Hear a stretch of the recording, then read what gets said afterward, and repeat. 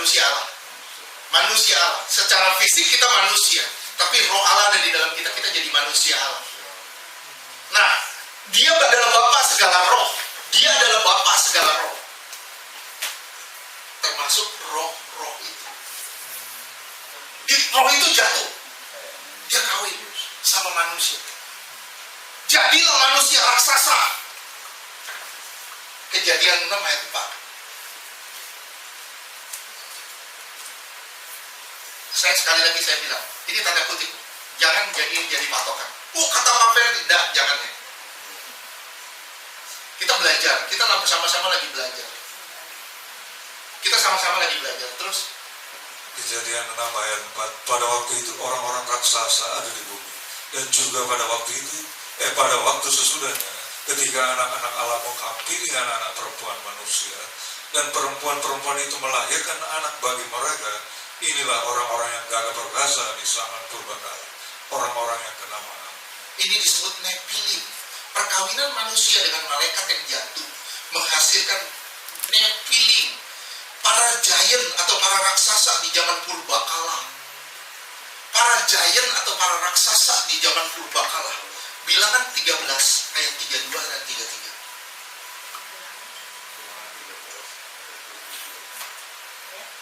Sampai 33. Bilangan 13 ayat 32, juga mereka menyampaikan kepada orang Israel kabar busuk tentang negeri yang diintai mereka, dengan berkata, negeri yang telah kami lalui untuk diintai adalah suatu negeri yang memakan penduduknya. Dia makan penduduknya, ini orang yang jahat nih. Terus, dan semua orang yang kami lihat di sana adalah orang-orang yang tinggi-tinggi. ini raksasa-raksasa ini di zaman purbakala. Orang-orang yang gagah perkasa. Wih, ini orang yang hidup di zaman dulu kayak begini. Dan Nuh hidup di situ, bayangin nggak? Nuh bukan hanya perang lawan dosa loh, bukan hanya perang lawan kefasikan, tapi dia juga berperang lawan raksasa-raksasa pemakan manusia.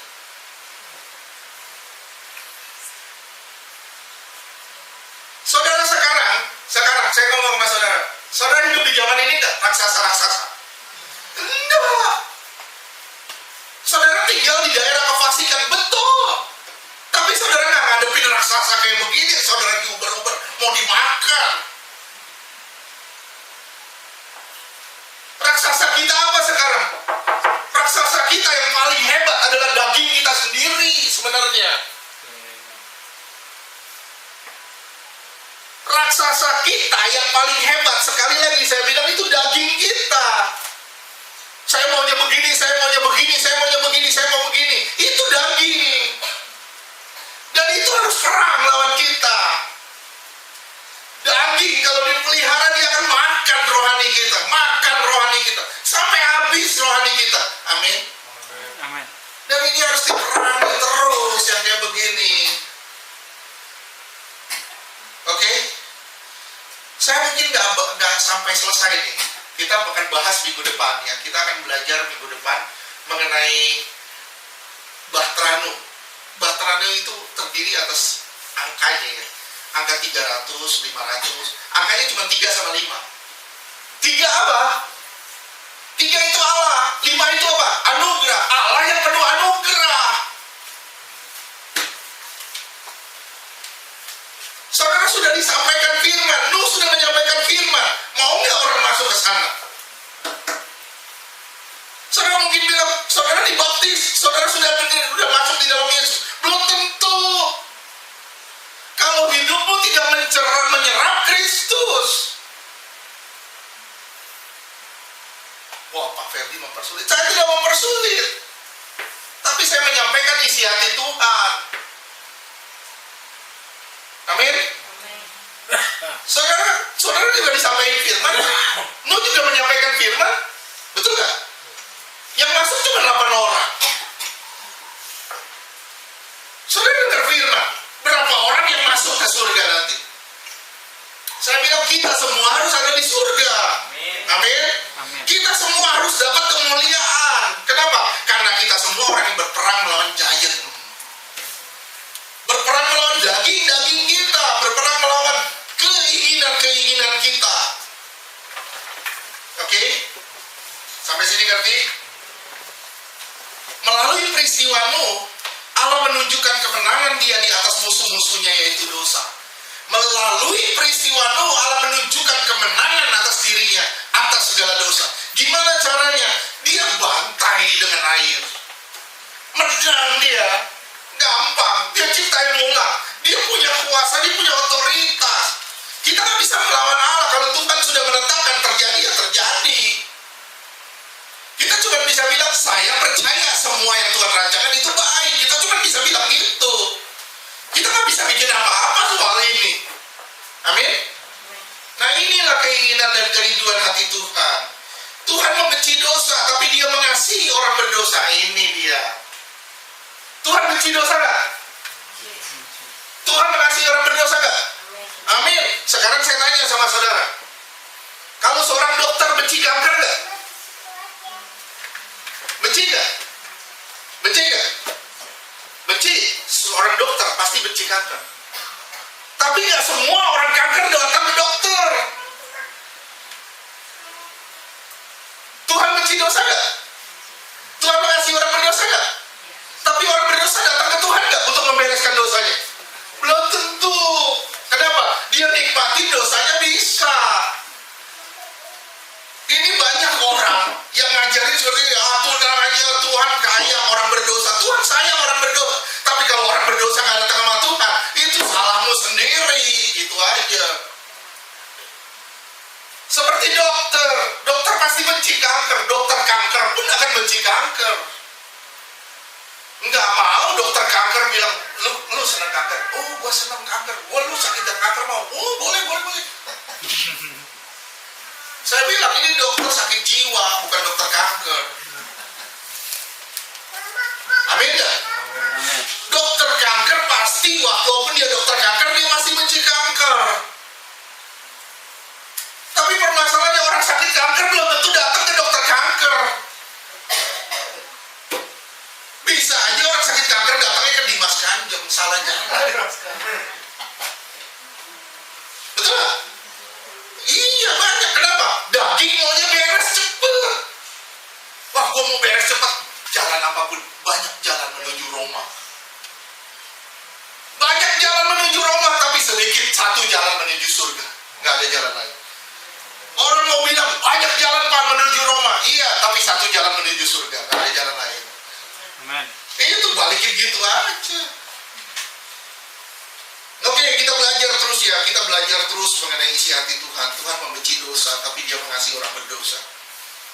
Kita benci kanker, tapi kita mengasihi orang yang sakit kanker. Ini permasalahannya. Tapi kalau orang sakit kanker nggak pernah datang ke dokter, itu salah sendiri. Jangan nyalain Tuhan soal ini. Tuhan mau kita diberesin. Tuhan mau kita beres. Ayat 9. Kejadian 6 ayat 9.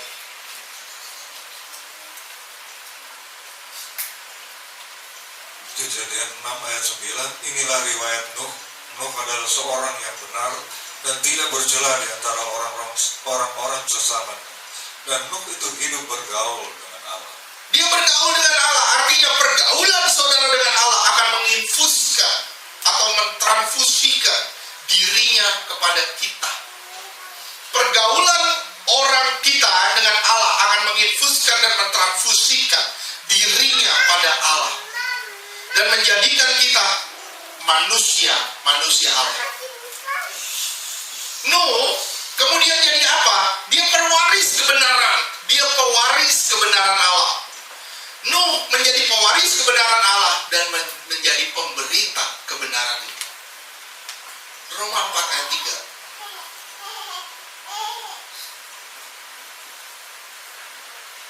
Roma 4 ayat 3. Sebab apakah dikatakan nas kitab suci, lalu percayalah Abraham kepada Tuhan, dan Tuhan memperhitungkan hal itu kepadanya sebagai kebenaran. Kepercayaan harus menimbulkan pergaulan.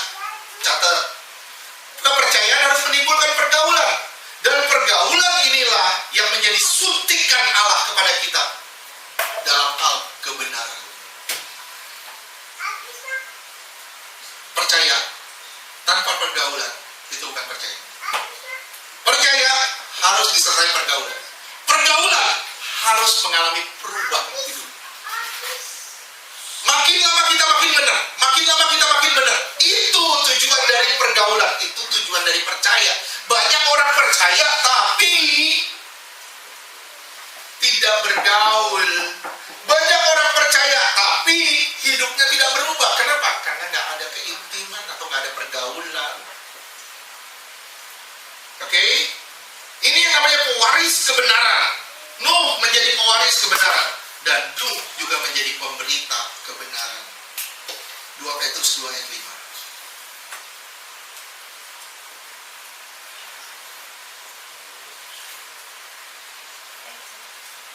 2 Petrus 2 ayat 5.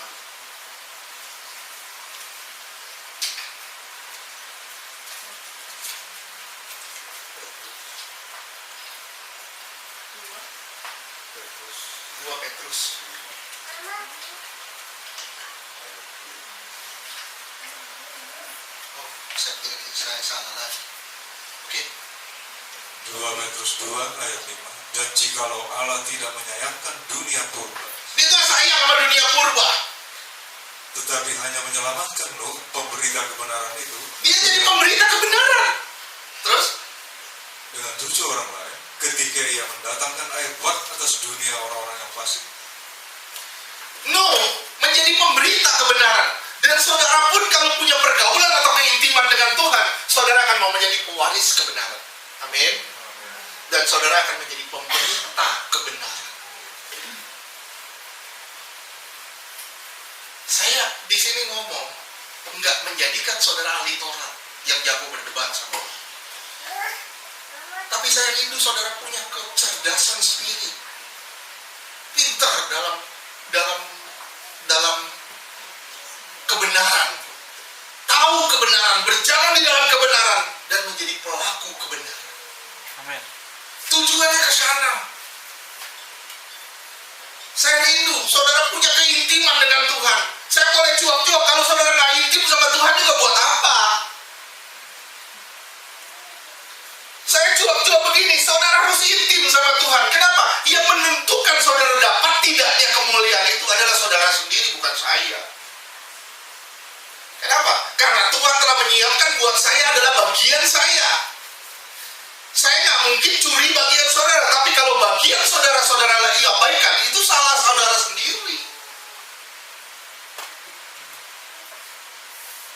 Saudara harus jadi orang yang siap untuk dibentuk dan diproses sama Tuhan.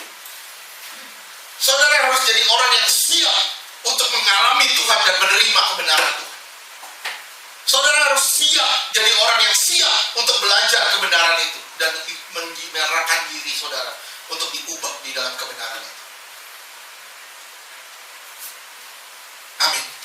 Ingat ya, ingat sekali lagi, saudara adalah anak Allah. Kalau saudara adalah anak Allah,